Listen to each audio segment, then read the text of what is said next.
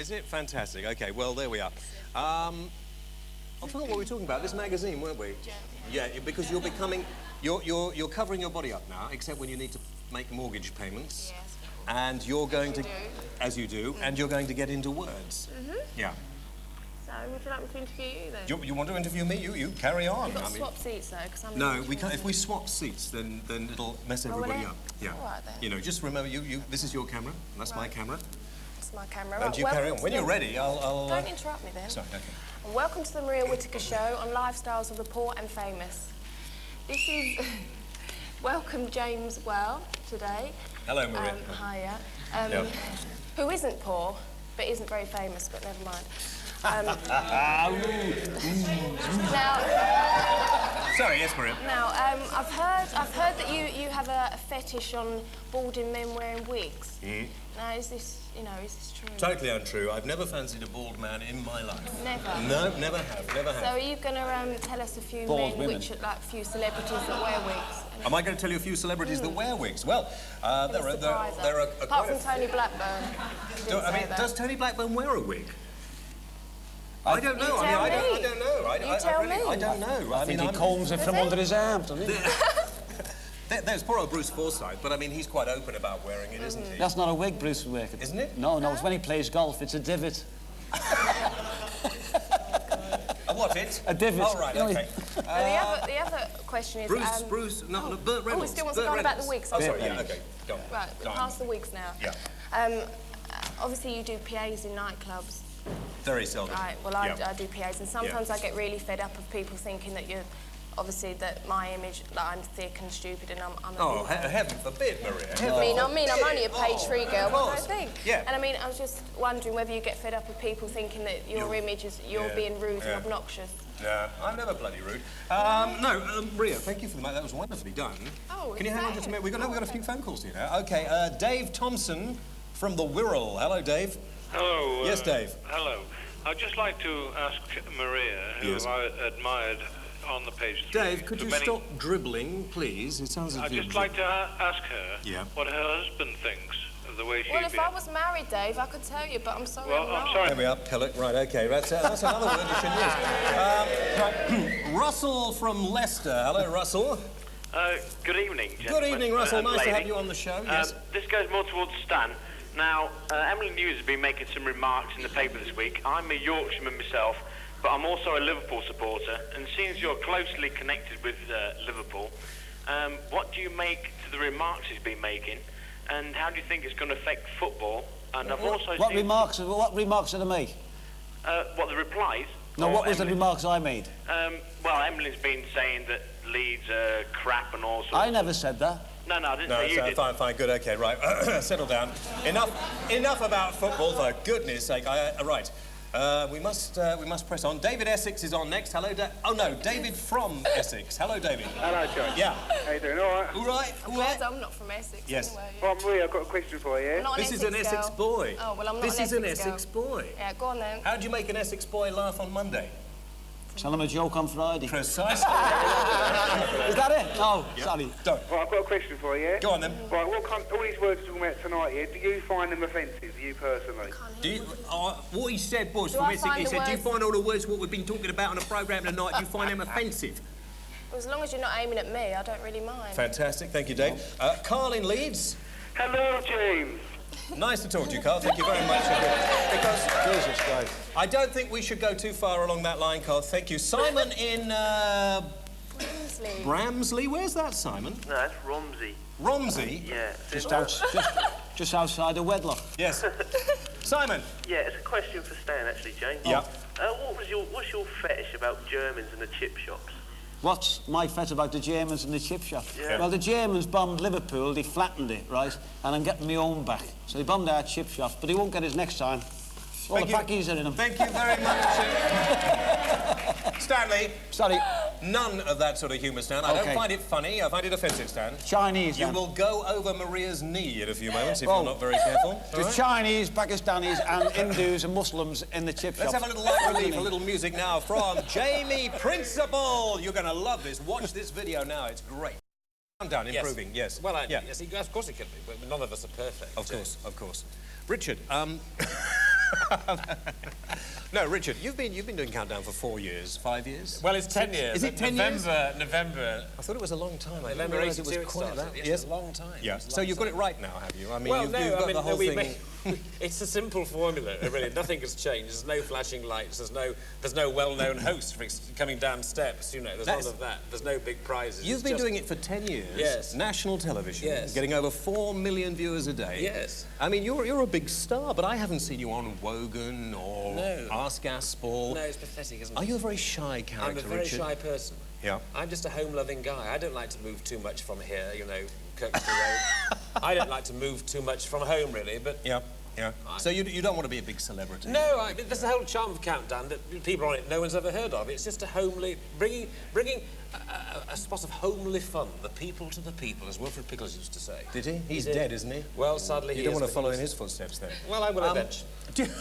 I think it's crap anyway. Well, that's only because you can't spell Stan. I mean, that's it, really. Well, I'm only a 4B secondary modern. I can't understand all them long words. Well, no can I. And they've invited me on in well, it won't be shown until sort of later on in the year, but you're going to look after me when I... Yes, I have. I hope you're going to wear it. You look very nice tonight, James. Something a little less waistcoat suit, yes. you know, responsible, middle class. That's the sort of image now I think you should now be pursuing. He got dressed in the dark. I thought this was quite nice. We've got Marilyn Monroe on this, covered up.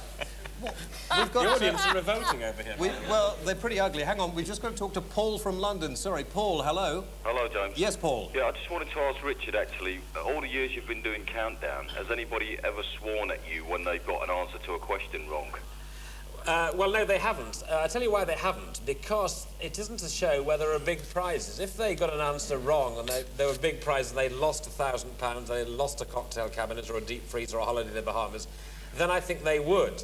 But because there are no prizes, they come on really just for the fun of doing it. If they lose, OK, they know the rules, and if the word isn't in the dictionary, they accept it. So no one ever has done. OK, Paul, thank you for that. But we have a little piece of TV that has never been seen before on British television. Now, this... You know, you have programmes over Christmas like Auntie's Bloomers and that sort of stuff. We have got the pièce de résistance. Watch Richard at his most brilliant best.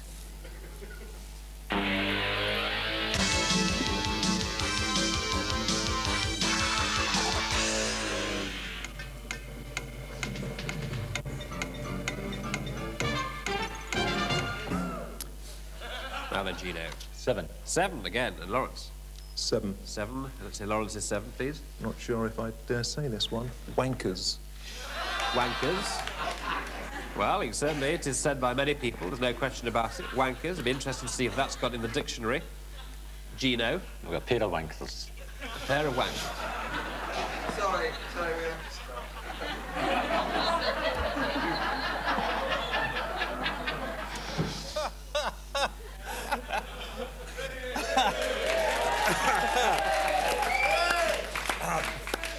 That never found its way into the finished programme, did it? I can't remember. You know it didn't. Now, what did Giles Brandreth mutter off? He was on that programme. What did he say? A prospective Conservative Party MP, of course. He is, for a constituency we can't mention. I can't remember what he said either. What did he say? I don't know. I mean, I was told. Somebody said, ask you, and what would he say?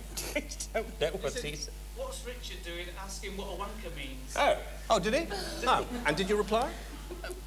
No, probably not. No. Reply. Yeah. Some people might say, if they were unkind, Richard, you look a little lost sometimes. You sort of sit there with your head down doing this the whole time. Okay. Are you playing with something under there? No, well, I've got to add up the score. I found this adding up the score very difficult, because where I sit, I can't see the scores. Right. So when, you say to the audience, and now look at the scores, it's 14 and 27. The audience can see that, and I can't see it, so I have to do the 14 and 20. So I'm worried about it. Also, I am basically, James, a shy person. Now, Maria would argue about that. He's not, is he? No. You and Richard have become very friendly this evening. I know I've been invited back to the hotel in the jacuzzi, but he won't come. I don't know why. Well, I'm not getting jacuzzi. I'm not getting one of those motorbikes. You better watch it, Stan. It looks to me as if he's... Well, I'm on the other Toyota one, the itchy fanny. Fanny. Now, that's a word we haven't used, actually, tonight so far. We've used most of them. I wonder if David... we can't get a chair in for David with the Collins. It's a shame, but we'll talk to David again at another time. We haven't got a microphone on him either. The words we were talking about... This is serious, all right? Yes, you needn't sweat for this bit. This is serious. Just a moment. OK. Now, pair of knickers. Do you think some of those words, if maybe in future some of those words come up, do you think you could get away with using them now?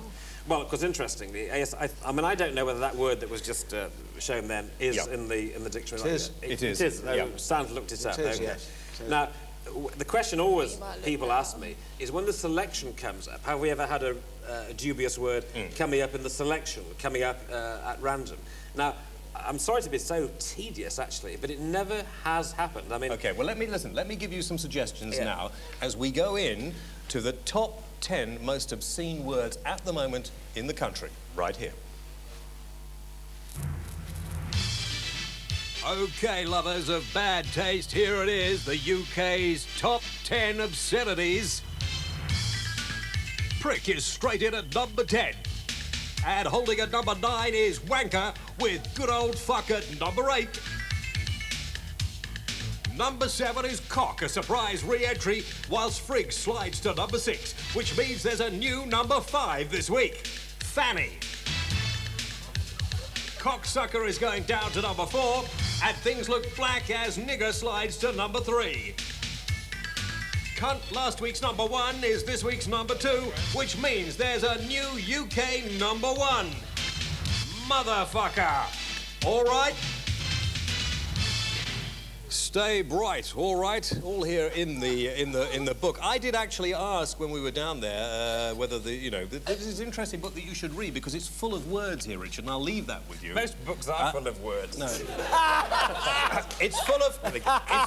I'll rephrase that. Very good, Richard. It's full of words you may well want to use on Countdown, who knows, but keep that with my best wishes. Next week on the programme, we have a marvellous prize for you. We're giving away a trip to Japan, a trip to Tokyo on the programme next week, so make sure you tune in and watch that. And next week's programme is quite interesting as well. Next week we do the phone show. Now you may think we do a phone show every week, but next week we're talking about everything you can do with a telephone.